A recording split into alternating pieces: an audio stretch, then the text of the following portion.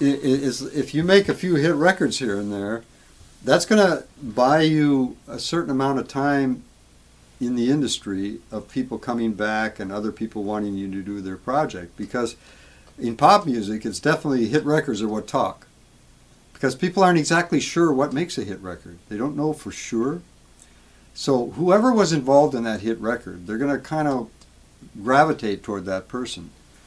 If you don't have another hit record for a few years, they might walk away from you. Because that's what it really comes down to. You got to make really effective records, or else you might not be doing it anymore, or you'll be doing something different.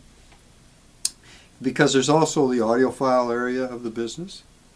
You're never going to sell 1 million records in the audiophile industry, but you could build a system that does a transfer of all these classic historic recordings so perfectly that nobody else can compete with you. So that's a whole other area of the business.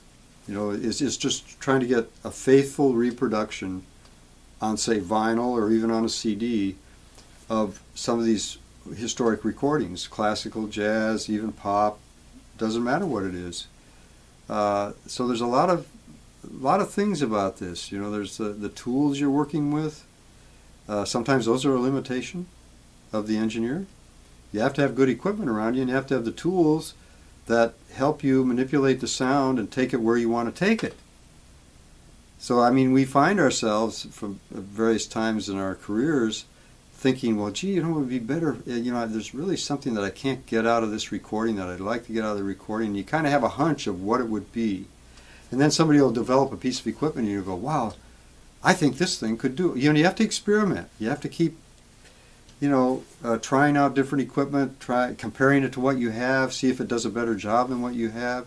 Part of the whole responsibility of being a mastering engineer is having the right equipment around you.